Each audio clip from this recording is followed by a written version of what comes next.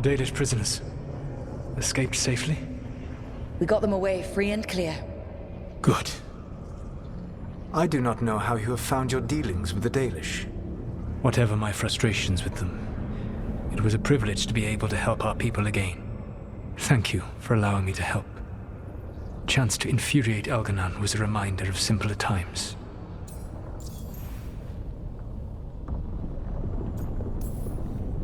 You and Elganon were really tearing into one another back there. I needed to goad him to anger in order to distract him. But yes, while all of the Evanuris were monsters in their own ways, Elganon was the worst. Or perhaps it is more honest to say that his were the faults I found most objectionable. You have met him now, heard his voice hammering at the doors of your mind, and you have met me. Can you see how he and I might frustrate one another? The two of you are too much alike. Both of you want to be in charge. I have no desire to be in charge. No. You just want to be able to correct anyone who's not doing everything the way you'd have done it. I see you have been observing me as well during these conversations. All right. I can see how you and Elganon would hate each other. He has always been what I most feared becoming. Callous and uncaring, his arrogance unchecked.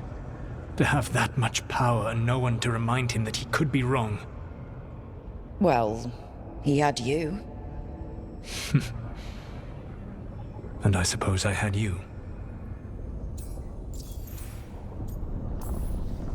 You said you found the Dalish frustrating. Why is that? It is unfair to them. I lived for thousands of years, and after I imprisoned the Evanuris, I slept for thousands more. I awoke in a world that had forgotten the ancient times almost entirely. And those who tried to remember Elven history, like the Dalish, had gotten so much wrong.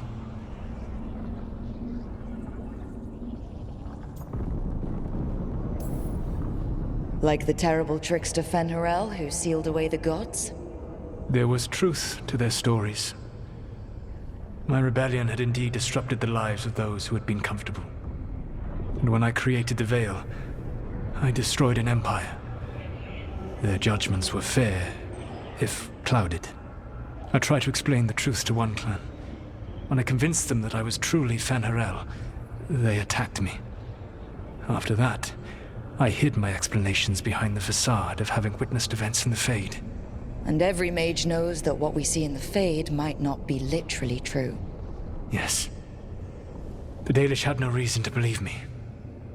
I could only watch as they continued to worship Elganon. Though we may have seen the last of that tradition, at least.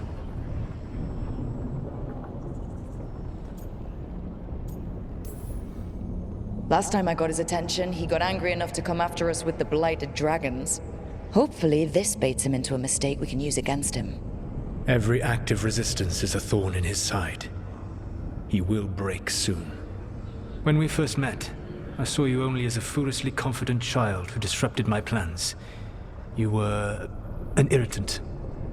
I gave you information to oppose Elganon out of necessity, but I expected you to be nothing more than a tool. Seeing you with your team, I was wrong.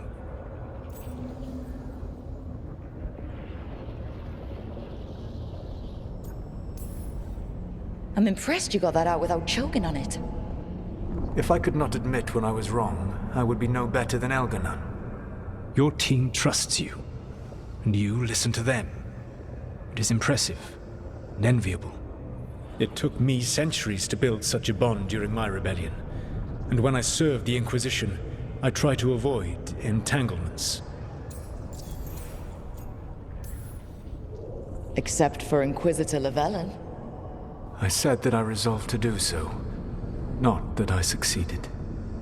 She is a good woman. Growing close to her was selfish of me.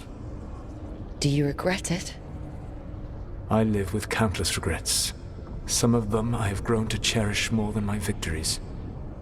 Thank you for sharing that. So, what comes next? What are the gods going to do? Elganan and Gillenane are preparing the dagger they will use for their ritual to pierce the veil. Elganan's power is tied to light and darkness. He will need to perform a ritual during the next eclipse. That gives us some time to prepare. It is likely to be your last chance to do so. You must be ready for whatever comes, for this world and for the team that trusts you. I know that you will do everything in your power not to fail them.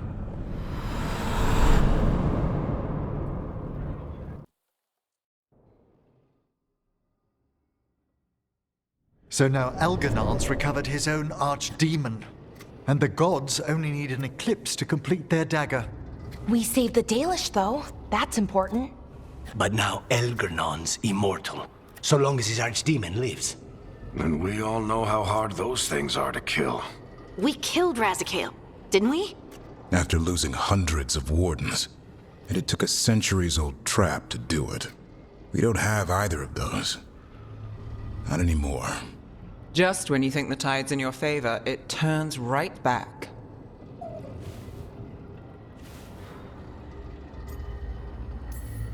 We've done some great work underwater. You know why no one else can save the world except us?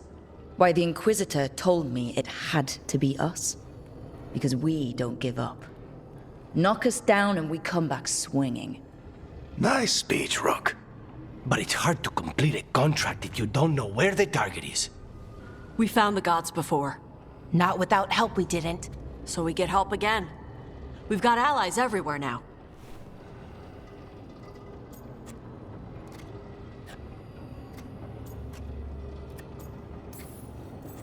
What about the Venatori that were at the crater?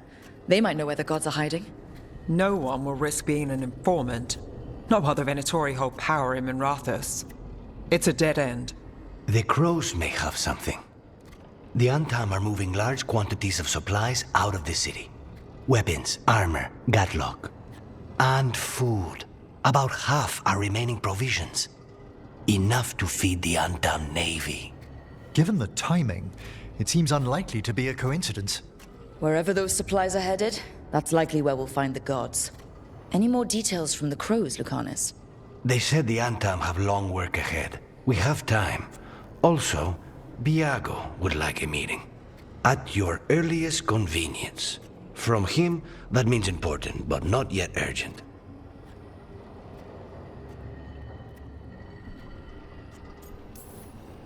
We've got options for what we do next. Figuring out where the Antam are taking those supplies should put us on the gods' trail. Not to complicate things, but the Inquisitor also wants to meet Rook. Right. With everything she's been doing in the south, we owe her an update. I'll let her know. Despite the odds, we've survived. We've made a habit of it. Take some time. Rest. Be ready to go. Next time the gods appear, let's make sure it's the last.